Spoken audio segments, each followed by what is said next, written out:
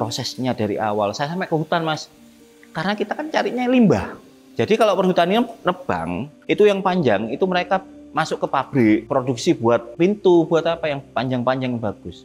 Kita itu kan ambil yang pendek-pendek. Dan itu sebenarnya kayu bakar, Mas. Tapi dengan saya mau belajar, akhirnya limbah ini bikin apa yang bisa bermanfaat.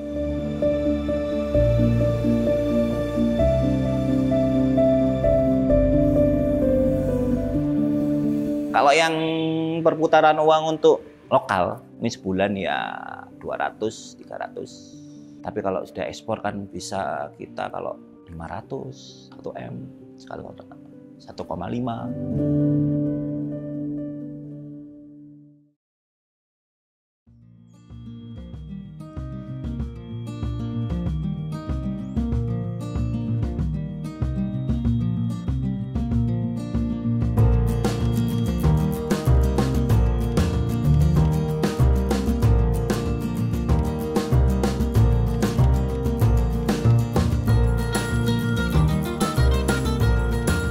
Assalamualaikum warahmatullahi wabarakatuh. Perkenalkan, nama saya Muhammad Hidup Alefi Prihandana. Saya lahir di Jember 34 tahun yang lalu. Saya kebetulan usaha di bidang kerajinan, salah satu kerajinan pengolahan limbah kayu. Kita manfaatkan limbah kayu menjadi sebuah kerajinan dan itu menjadi sebuah souvenir yang banyak sekali dipakai di restoran-restoran, terutama di Bali. Jenisnya dari kayu itu ada banyak macam, kayak jadi mangkok, jadi piring, tempatnya saus, tempatnya sambal, kayak gitu aja. Usaha saya mulai tahun 2021. Pas COVID itu kebetulan saya awalnya tidak tahu sama sekali tentang usaha ini, kerajinan kayu ini seperti apa, nggak tahu sama sekali. Kebetulan cuman di daerah saya itu memang terkenal sama kerajinan kayunya, Mas. Jadi mulai tahun sekitar 1950, 1960 itu yang terkenal dari daerah saya itu adalah tasbih. Seiring berkembang, seiringnya waktu berubah menjadi peralatan rumah tangga sama dapur. Jadi kalau kayu-kayuku fokusnya itu di peralatan dapur. Seperti piring, mangkok, sendok garpu, gelas. Dan kebanyakan itu dipakai, memang benar-benar dipakai, bukan buat pajangan. Karena kita food grade, tidak ada bahan kimia sama sekali. Jadi prosesnya kita mulai dari awal itu memang alami, Mas. Nggak ada campuran bahan kimia sama sekali. Begitupun finishingnya itu nggak ada cat, nggak ada apa. Kita pakai natural oil, jadi kita menghaluskannya dengan amplas, Mas. Saya nih kerjanya awalnya di EO, jadi nggak ada basicnya sebenarnya. Cuman di sisi lain, kebetulan di tempat saya itu banyak kerajinan, banyak produksi kerajinan. Awalnya saya modal itu cuman 150.000. Karena apa? Saya cuman beli produk di tetangga-tetangga saya sebagai sampel itu awalnya saya beli 5 macam aja. Jadi dari 150.000 saya fotolah di sana. Saya posting di sosmed, saya posting di marketplace. Ingat banget pas itu momennya di 12/12. Awal saya posting di Shopee itu bulan 9 2021. Saya posting 5 produk dan itu cuman dari produknya dari tetangga itu loh. Bukan saya, nggak ada produksi sama sekali awalnya. Cuman dari sana, gimana caranya traffic, gimana. Akhirnya kan kalau marketplace kan yang penting promo. Yang penting barang laku, tapi tidak rugi. Itu 12/12, bludak, Mas. Dari awal kita sehari cuma orderan itu 20-50 order. Pas 12/12 kita nerima sekitar 1.100 order. Dengan kita tidak punya produksi sendiri, kita nggak punya tim di belakang. Yang ada cuman itu saya, sama 1 orang untuk packing. Karena mungkin ya momentum ya. Momennya karena 12/12 ada event, akhirnya orderan itu bludak lah. Semenjak itu susah tuh, Mas. Nyari barang tuh susah banget. Karena kan produknya kan manual satu-satu, bukan produk massal. Dengan produk kayu, dari kayu dulu, bentuk, itu kan butuh proses waktu lama. Dengan 1.100 order, itu kalau saya ingat ada sekitar 15 orang pengrajin yang saya gandeng. Pas itu, saya datangi satu-satu. Di sana bilangnya, Mas, kayak gini ada. Oh, ada, Mas, gini. Cuman kemampuan mereka kan terbatas. Kebetulan di desa kita, produksinya juga terbatas semua. Nggak produksi yang bisa massal. Karena mereka itu masih manual. Penjualannya itu ke tengkulak-tengkulak. Dan itu banyak sekali permainan harga akhirnya. Itu yang bikin saya tergerak. Kalau kayak gini desa saya nggak bakalan bisa, ibaratnya itu dikibulin gitu loh sama tengkulak. Karena apa? Mereka bawa produk mas, itu ke Bali. Mau nggak mau, itu mereka harus bawa uang pulang kan. Akhirnya apa? Tengkulak bilangnya gini mas, udah daripada samain nggak pulang bawa uang, sini tak bayar. Tapi dengan harga yang jauh banget. Mau nggak mau mereka daripada pulang bawa barang lagi, kasihkan mas. Dan itu masih dihutang. Banyak cerita teman-teman kayak gitu. Dari sana akhirnya dulu sering banget saya teman-teman desa belajar tentang marketplace. Akhirnya itu sekarang banyak banget sudah numpuk di Shopee, Tokopedia, TikTok numpuk sekali sudah produk-produknya.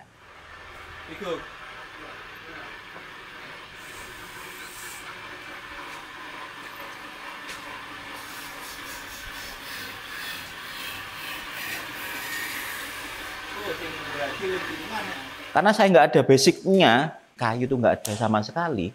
Cuman saya mau belajar dulu prosesnya dari awal. Saya sampai ke hutan mas, karena kita kan carinya limbah. Jadi kalau perhutanian nebang, itu yang panjang, itu mereka masuk ke pabrik, produksi buat pintu, buat apa yang panjang-panjang bagus. Kita itu kan ambil yang pendek-pendek. Dan itu sebenarnya kayu bakar mas.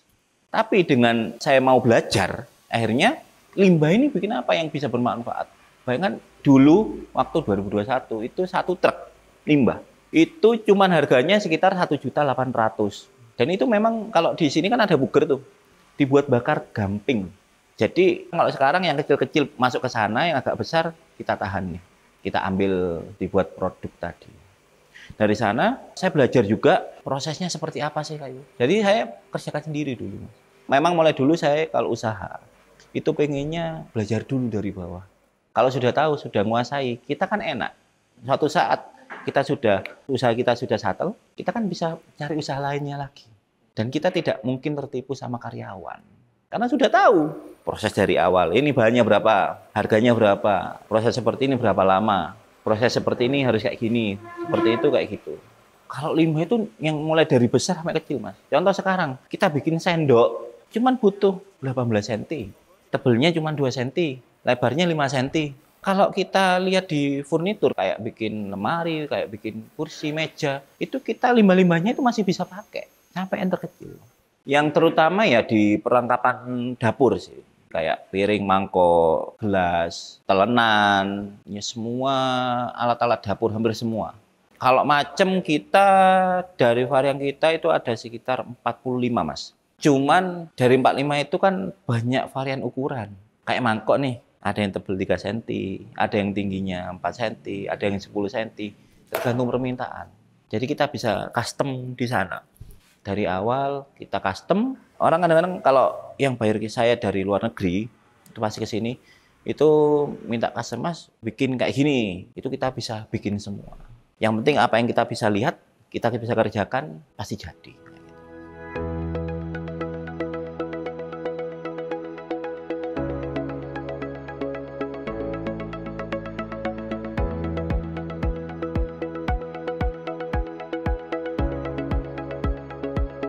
Kalau buyer yang datang itu dari Yemen, dari Arab Saudi, dari Turki, dari Malaysia, Singapura, sering saya. Yang sekarang yang saya garap ini pesanan Turki.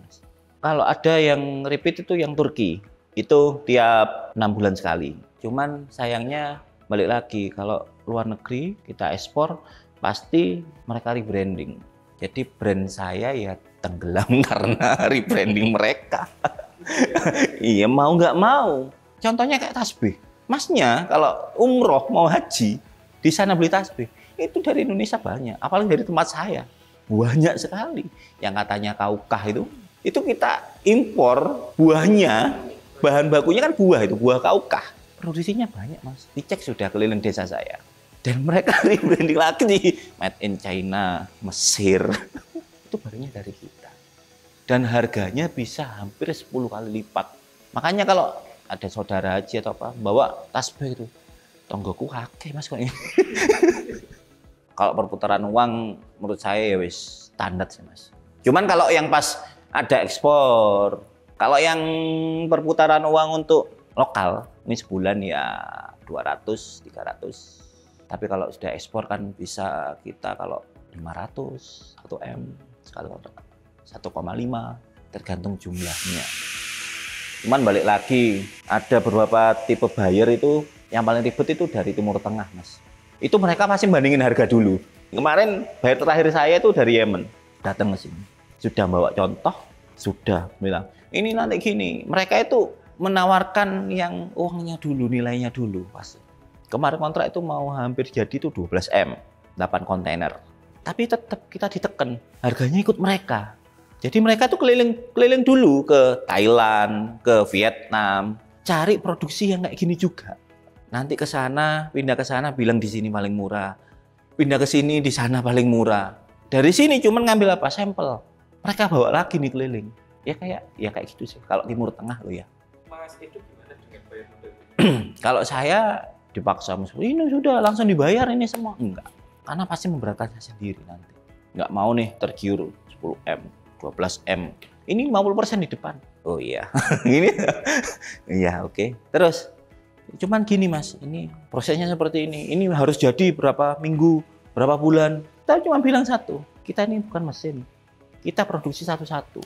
Silakan dilihat di belakang di tempat produksi kita gimana. Mereka kan mau cepet. Karena mereka mikirnya perputaran uang kan. Kalau kirim ke Arab Saudi itu sekitar 40 hari. Itu kalau cepet paling cepet ya. Kalau dulu zaman Covid itu lama banget, bisa 2 bulan.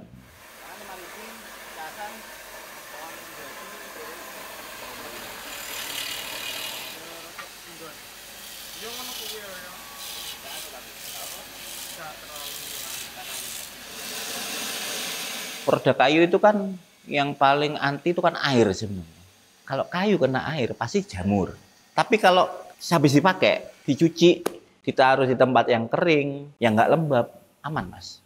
Cuma maintenance-nya itu ada tadi, biasanya pakai natural oil atau pakai minyak zaitun itu bisa.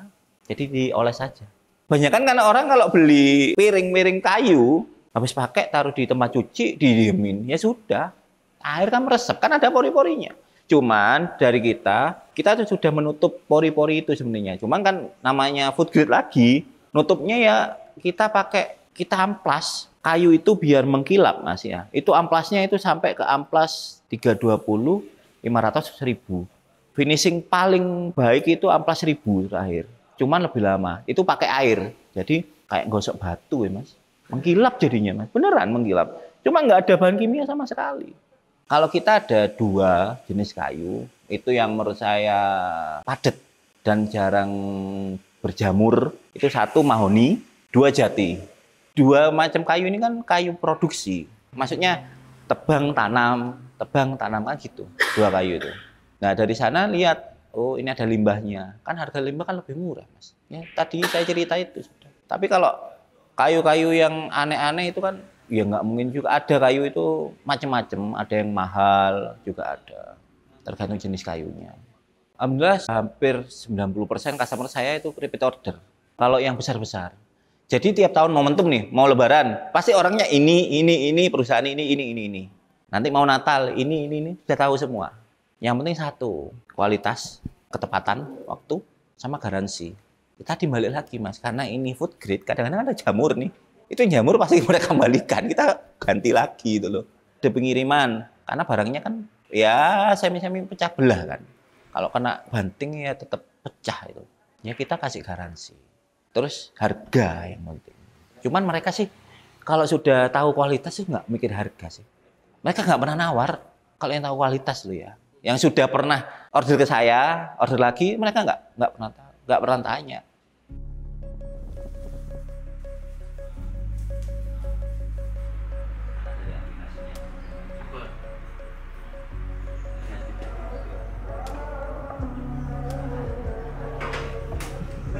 Jadi sebelum kita jualan itu atau memproduksi atau masarkan produk kita riset dulu nih. Barang apa dulu. Sama mah ada pilihan 5 nih. A, B, C, D, E. Dari itu kita cari lagi. Mana yang memungkinkan kita mampu menguasai untuk produksi. Marketing paling baik adalah pasarkan dulu di tetangga, saudara, teman. Kalau mereka tertarik, kita mau masarkan gampang, Mas. Contoh kayak makanan, kita mau buka resto, bikin dulu makanannya. Kita kasih tester nih ke saudara, teman. Minta apa? Minta pendapat aslinya. Oh, ini kurang gini, ya sama Mas. Cuma kalau balik lagi, kalau saya mikirnya, apa yang saya jual itu harus saya bisa produksi secara massal. Kalau riset, kalau menurut saya dulu awal itu 3 bulan. Sama Mas saya nih, bikin kayu. Saya ternyata di Jakarta lah, di ibu kota. Ada kayu nggak di sana? Gimana saya produksinya? Bisa kita ambil dari lain daerah. Cuman ada proses lagi nih misalnya. Kesininya kan ada proses lagi. Kan nggak mungkin kita mau produksi geraji kayu di tengah kota, kan nggak mungkin juga. Ada truk bawa kayu. Nggak mungkin. Cost-nya kan lebih mahal lagi. Jadi lihat dulu daerah kita itu apa sih potensinya. Kalau saya di internal saya itu ada pengrajin sekitar 16 orang. Cuman ketika ada orderan banyak nih Mas, kita pasti cari pengrajin sekeliling nih sekitar. Yes, paling minimal satu desa lah ada. Kalau pengrajin di desa itu ada sekitar 50 orang Mas. Nah, yang dari itu 50 orang. Kan balik lagi dari hulu hilir. Kadang-kadang orang ini cuman bisa gergajinya aja, nggak bisa bentuk. Ini yang bisa bentuk, ini bisa finishing, gitu Mas. Dari bahan dulu gelondongan kayu, kita beli nih gelondongan kayu. Otomatis gergaji dulu, jadi lembaran-lembaran kayu dulu. Habis itu dibentuk lagi nih, gergaji lagi. Nanti, oh si ini bisa ini, oh si ini bisa itu. Kita bagi. Cuman paling gampang untuk quality control memang di internal produksi kita. Karena kita bisa nge-push kan ke orang. Kalau saya bilang gini, kita produksi suatu barang, itu kita harus berpikir gini, kita mau nggak beli barang ini? Pantas nggak barang ini kita jual? Kalau kita sendiri aja nggak mau beli barang ini, ya jangankan orang lain gimana terus kan ya. Jadi selalu tak bilang nggak gitu, pelan-pelan. Nggak perlu kita itu asal jadi, mau nggak kita pakai produk ini? Balik lagi tadi, kalau nggak food grade pakai kimia, mau nggak keluarga kita makan dari tempat yang ada bahan kimianya? Gimana kalau kejadian di kita? Jadi ada nilai moralnya ke sana, kita nggak mau asal-asalan.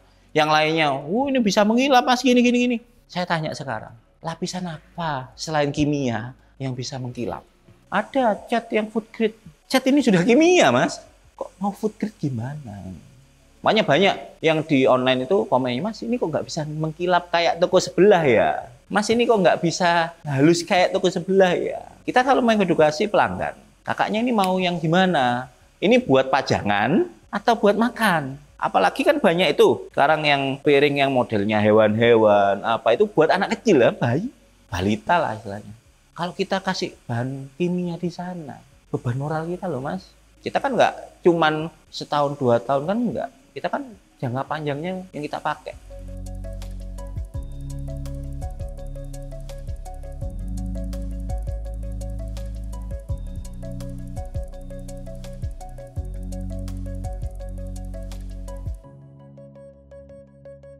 Achievement yang paling saya berkesan bagi saya itu bukan penghargaan atau apa mas, enggak. Cuman saya bisa bermanfaat bagi orang banyak. Paling enggak beberapa keluarga yang bisa dapat rezeki dari saya dulu. Contoh sekarang ada pengrajin ada 16. Paling enggak 16 keluarga yang sudah bisa makan dari saya. Mereka menunggu gajinya kan tiap minggu nih. Mereka tiap minggu itu pasti nunggu dari saya. Mereka bisa penghasilannya bisa ya sejahtera lah, cukup lah. Karena mereka sistemnya kan borongan. Kalau yang penghargaan kemarin Best UMKM Award Bank Jatim juara 1 tahun 2023. Best UMKM Aki kalau yang dari Sandiaga Uno ya kan. Aki itu ada dulu di Jember dari Shopee pernah penjualan nomor 1 untuk souvenir tahun 2023 itu sih. 2021 sampai 2022 bulan 1 rumah satu-satunya saya dilelang bang. Keluarga hancur berantakan, harta habis semua. Yaitu tahun 2022 ditinggal utang sekitar 1 miliar. Ya dari hasilnya kayu ini mas bisa nutup itu. Enggak, amalan 1 bakti ke orang tua sudah itu aja.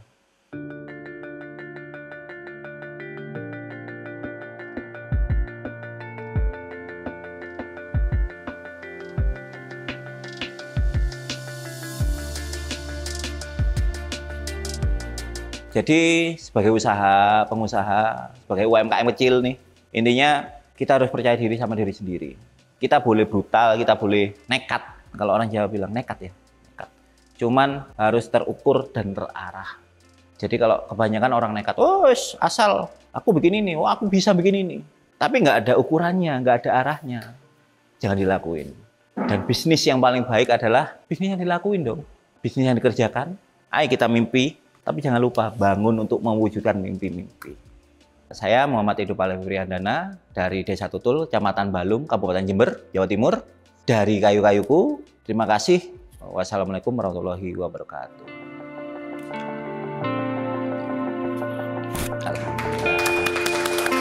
Berapa menit, Mas? Kok jauh tiba?